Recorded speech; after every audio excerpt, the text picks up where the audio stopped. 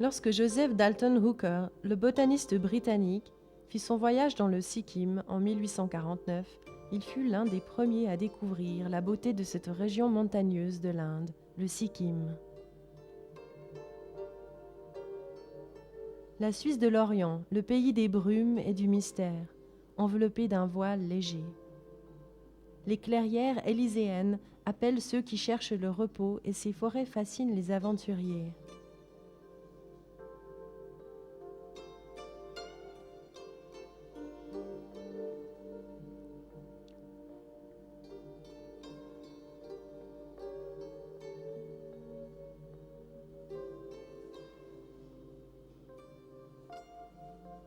Le Sikkim, véritable terre des dieux, est un pays voué à la dévotion et à la piété.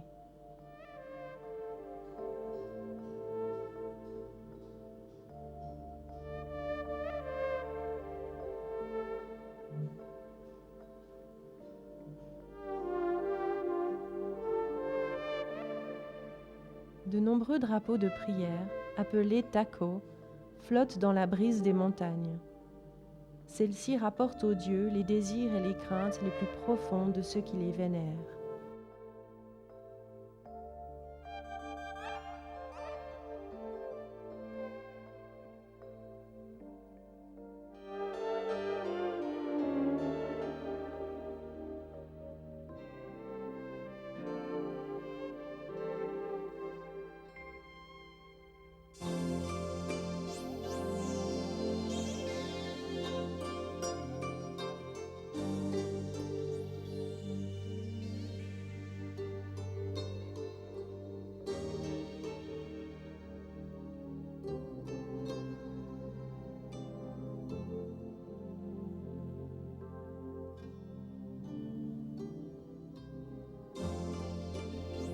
À partir du milieu du XVIIe siècle, la famille Nangyal dirigea le pays sous le titre de Chogyar du Sikkim, et ceci jusqu'à l'avènement de la démocratie moderne et des traditions républicaines.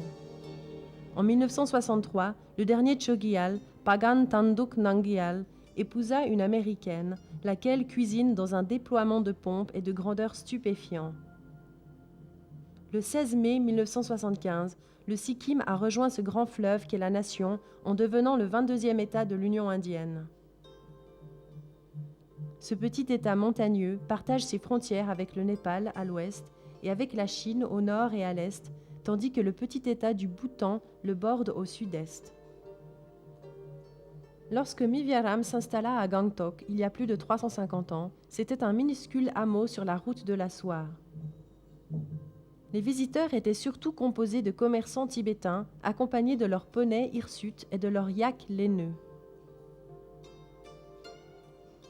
Cette capitale d'État est maintenant une ville animée, qui vit au rythme du développement de l'Inde et jouit de tous les aménagements modernes.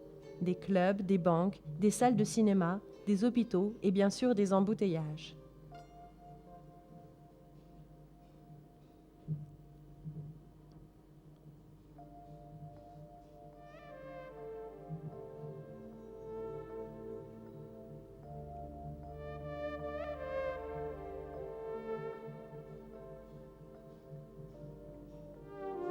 Les pluies d'été constituent un spectacle auquel il faut assister, car les montagnes sont alors dépouillées de leurs voiles et elles émergent, une fois que celles-ci ont cessé, radieuses sous le soleil et dans l'air purifié. Les câbles téléphoniques et électriques constituent aussi un spectacle à voir pour le visiteur du XXIe siècle, même au milieu de ces montagnes sans âge. Comme on peut s'y attendre, Gangtok dispose de plusieurs marchés, le Vieux Bazar et le Naya Bazar, le Lal Bazar et le Super Bazar. Commerce et camaraderie font bon ménage. Le caractère multiethnique de la population du Sikkim se manifeste avec évidence dans ces bazars. Des Lepchas, des Bhutias, des Limbus et des Gorkhas se mélangent aux Tibétains des plaines et aux étrangers dans un kaléidoscope de costumes. Dans le Gangtok moderne, le superflu et le nécessaire se bousculent sur les étalages.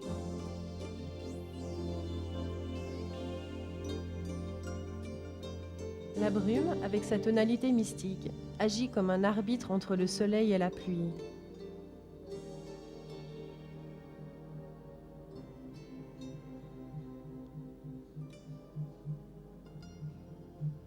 Ces drapeaux, sur lesquels sont inscrits des prières, sont appelés tako. Ils constituent l'emblème des bouddhistes des montagnes et peuvent être bleus, blancs, rouges et jaunes, chaque couleur ayant sa signification.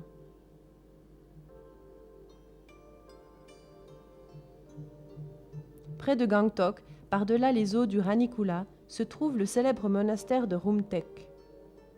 En tant que chef-lieu de la secte Kayupa du bouddhisme tibétain, il attire de nombreux pèlerins. Sa lamasserie est une réplique de l'original tibétain. Le Rumtek Dharma Chakra est l'objet d'une attention internationale et un centre renommé pour l'étude du bouddhisme Kayupa.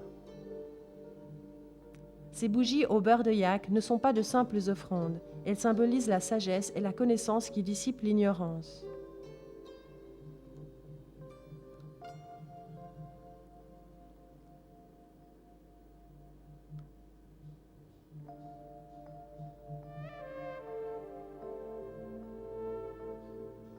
Le bouddhisme tibétain possède une incroyable iconographie qui tire son origine des visions des saints et des mystiques. Et les fresques représentent dans des couleurs vives l'histoire de l'amaïsme.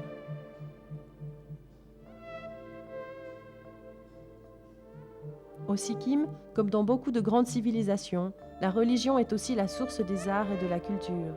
Et ces motifs ont inspiré ces magnifiques peintures sur rouleau et ces autres expressions esthétiques. Ce trait de caractère pacifique et doux, qui met l'accent sur la délicatesse du style, des formes et des mouvements, a naturellement encouragé le travail manuel délicat et les motifs compliqués que l'on retrouve dans les arts et l'artisanat de l'État.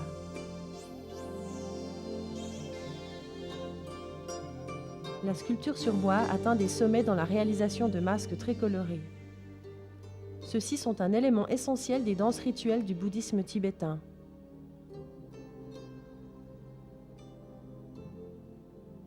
Beaucoup d'artistes et d'artisans de cette minuscule province ont été récompensés des prestigieux National Awards of India et ont aussi occupé une place de choix lors d'expositions internationales.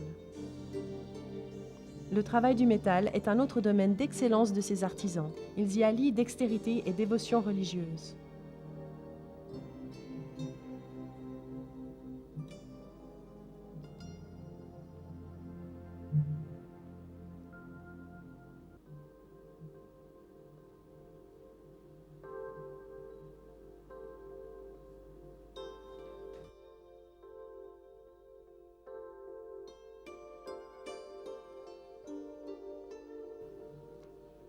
Le spectacle de l'aube au Sikkim est déjà une expérience en soi.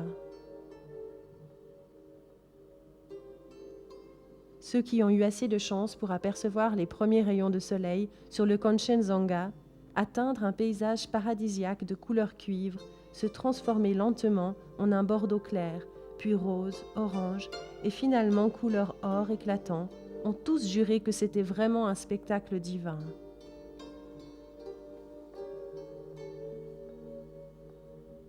Les montagnes ne dominent pas seulement le paysage de ce petit État himalayen. Leur domaine s'étend bien au-delà, dans le domaine de la vie sociale et religieuse et dans l'esprit des gens.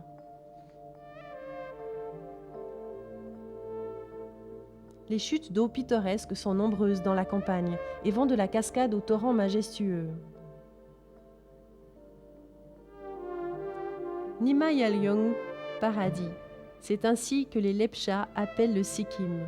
Et c'est une des régions les plus remarquablement belles et encore intactes de l'Himalaya.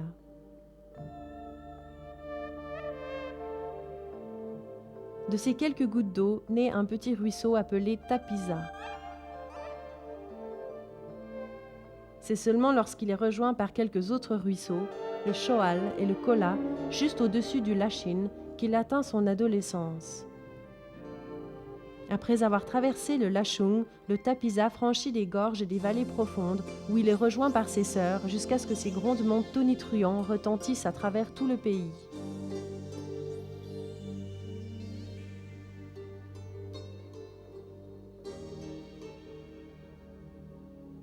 L'autre rivière importante du Sikkim, le Ranjit, tire son origine du glacier de Ratang, lequel est situé dans les montagnes de l'Ouest. Comme le Tipsa, sa pente est abrupte et beaucoup d'affluents le rejoignent alors qu'il traverse des forêts profondes.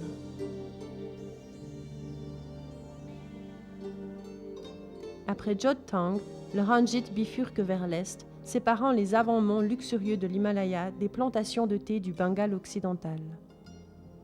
Il existe une ancienne légende qui raconte comment un dieu nommé Ranjit mit au défi par espièglerie la déesse Tispa de parvenir la première dans les grottes en prenant le départ depuis son séjour établi dans l'Himalaya. Tipsa, l'enjoué, prit le roi des serpents pour guide et plongea vers sa cible.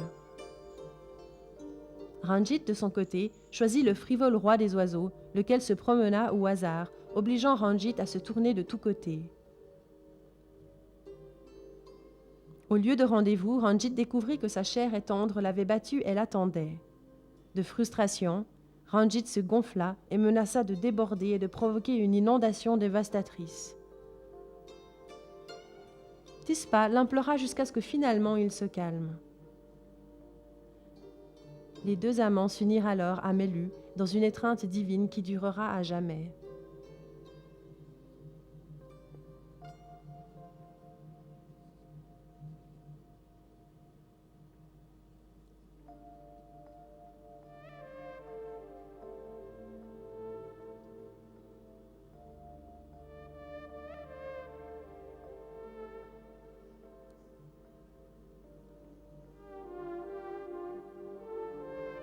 Le champagne du thé. C'est ainsi que l'on nomme la production de thé de cette propriété de Temi. Et le supplément de prix auquel il est acheté sur les marchés mondiaux justifie cette distinction. Cet endroit magnifique et ses alentours regorgent de fougères luxuriantes et de fleurs de toutes les couleurs, telles les roses, les camélias et les coquelicots bleus.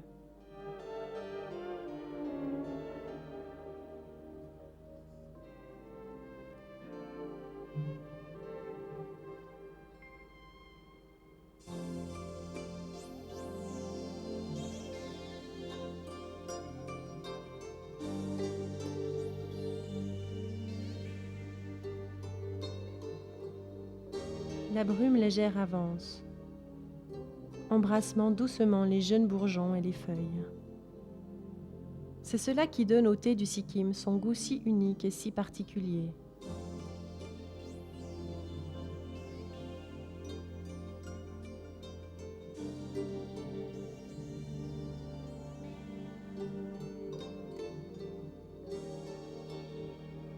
Les Lepchas et les Bhutias sont les plus anciens habitants du Sikkim. Ils sont profondément bouddhistes.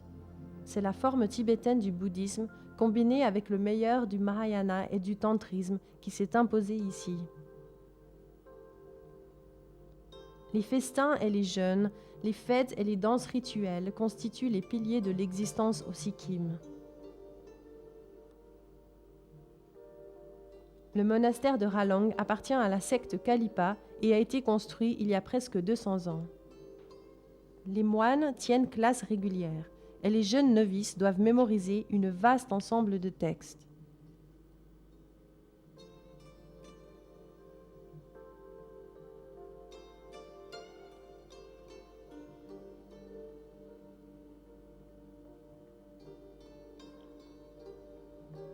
Mais les enfants sont les mêmes partout, que ce soit dans une école publique ou dans un monastère, et aucun son n'est aussi bienvenu que celui du gong qui annonce la fin des cours.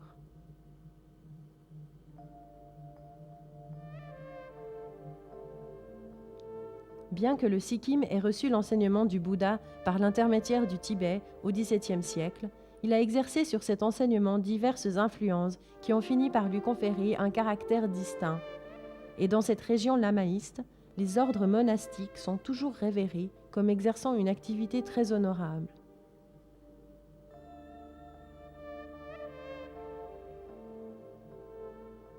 Le monastère de Dodrul Chorten, ces cylindres colorés, suspendus avec des prières inscrites dessus, sont des moulins à prières. Ils se rencontrent dans tous les lieux saints. Les adeptes les font tourner dans une imitation symbolique du Bouddha faisant tourner la roue de la loi après son premier sermon. Au début du XVIIIe siècle, le monarque Shardol Nangyal avait ordonné que le second des 3 fils devienne moine. Le petit aspirant moine est amené au monastère généralement entre 8 et 10 ans et il est soumis à une épreuve physique.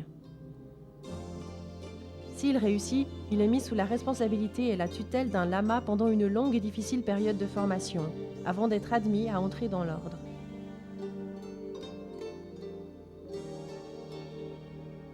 Ce petit-là est encore trop jeune pour rejoindre les autres, mais il promet déjà de devenir un guide spirituel inspiré.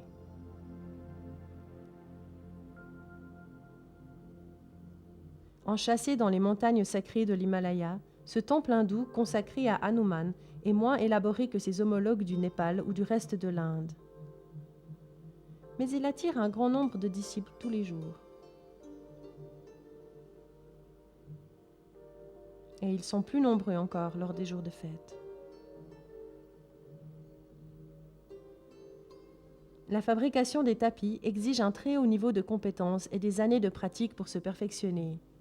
Et c'est ce à quoi sont parvenus les réfugiés tibétains avec ces magnifiques pièces. Les artisans suivent une formation très sérieuse au département de l'artisanat du gouvernement, le DHH de Gangtok. Le DHH ne fait pas seulement que préserver le riche artisanat traditionnel du Sikkim, mais prend aussi en charge la commercialisation des produits.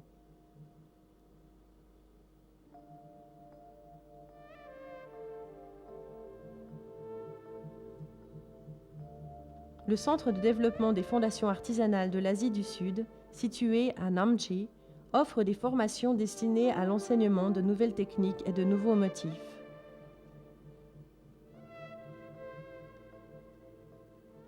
Le même type de compétences complexes développées dans l'artisanat du Sikkim, la même finesse est à l'origine du succès de l'usine de montres gouvernementale, Sitco. La dextérité des fabricants de montres du Sikkim rappelle celle des artisans suisses, et les vastes prairies alpines de l'État ne font que renforcer cette comparaison.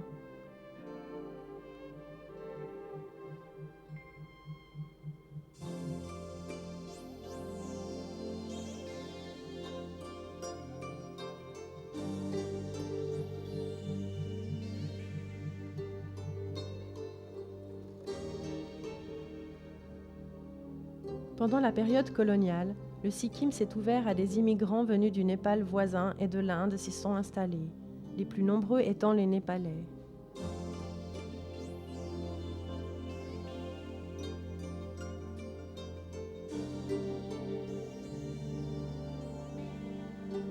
Cette communauté entreprenante a développé l'agriculture et introduit la culture du riz en terrasse.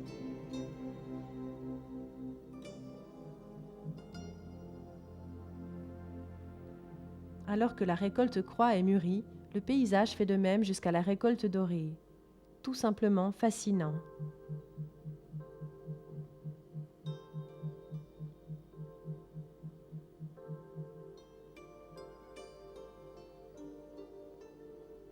Parlons des premiers habitants du Sikkim, les Lepchas, il y a 150 ans.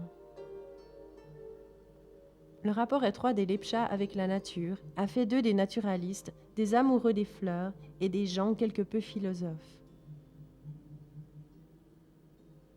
Les Lepchas croient que leurs talents de musiciens et de danseurs sont des dons des dieux et que ceux-ci agissent comme un pont entre la terre et le ciel.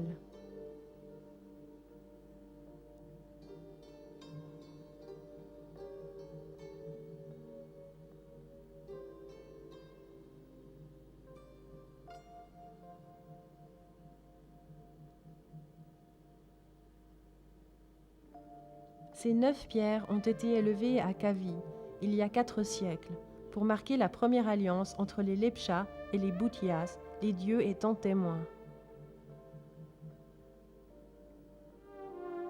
Les Bhutias sont venus du Tibet et ont suivi les Lepchas au XVIIe siècle. Ils se sont alliés à eux et les mariages mixtes ont été nombreux.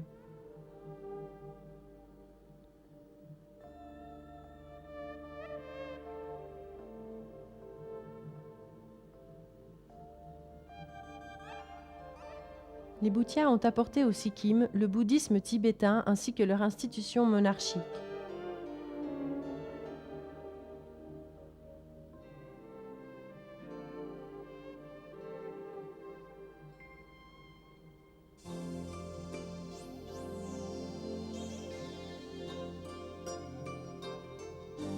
L'éducation est une priorité, aussi bien pour la population que pour le gouvernement. Le spectacle que l'on voit le plus souvent est celui des enfants des écoles, et en dépit des longues distances qu'ils doivent parcourir pour aller à l'école, leur enthousiasme est intact.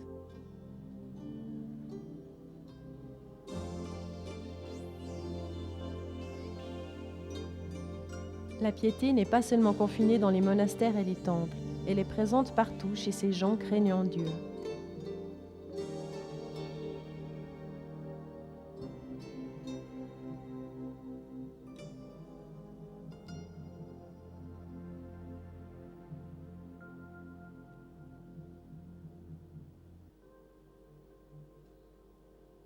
Les yaks sont les animaux de charge idéaux dans ces montagnes accidentées.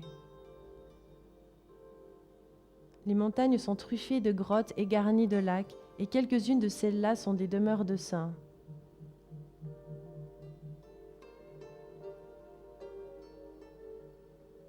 Le charme sublime de ces lieux pittoresques du Nord a toujours fasciné les visiteurs du XIXe siècle, des aventuriers britanniques aux personnages officiels tels Hooker, Coleman, Macaulay et Waddell, et continue jusqu'aujourd'hui à les fasciner.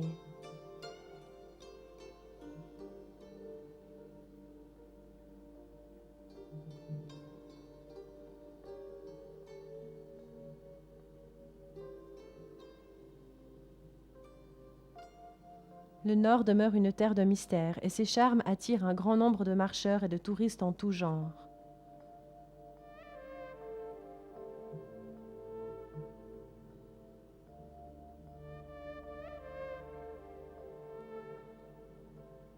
Le seul spécimen de rhododendron qui perce la neige nous remet en mémoire la gloire merveilleuse de cette fleur qui domine le Sikkim. La fierté et la joie du Sikkim sont ces orchidées, dont il existe ici près de 400 espèces différentes et qui sont splendides.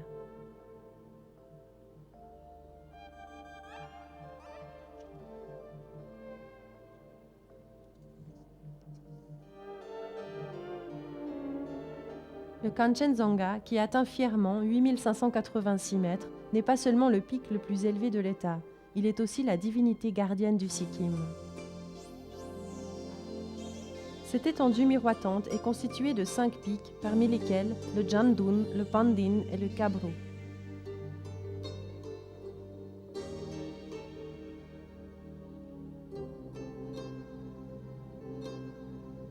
Les cérémonies religieuses et les danses font partie intégrante de la vie des lamas sikkimais et des Tibétains.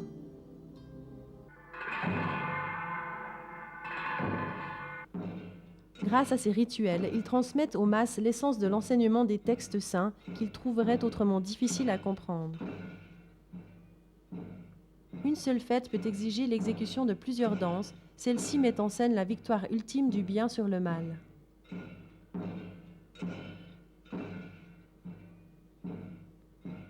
Le son de base de la trompe, le bardo langsol, résonne dans les montagnes et les vallées, symbolisant l'infinité du temps et de l'espace.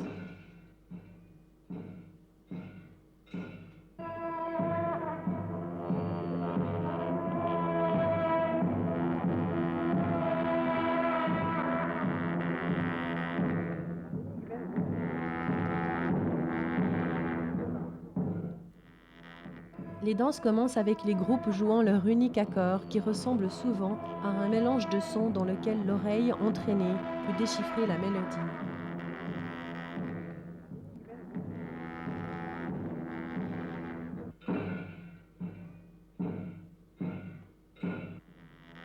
Alors que la musique atteint son paroxysme, les moines se balancent avec dévotion au son des tambours et du cinglement des cymbales, jusqu'à ce que le diable ait été chassé par un coup symbolique.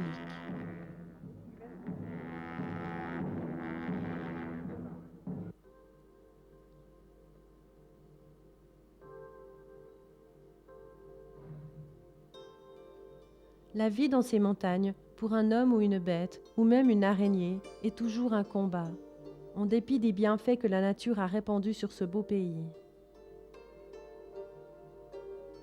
Cependant, c'est la beauté de la nature et le sentiment de paix éternelle qui subsiste dans l'esprit du visiteur. Alors que la nuit tombe et que le crépuscule est rattrapé par la nuit, un calme surprenant descend sur ce pays, et le voile céleste de la brume flotte sur cette terre, pour rappeler à tous qu'il est maintenant temps de se détendre, qu'il est temps de s'éteindre et de se chérir, qu'il est temps de s'aimer et de faire la paix.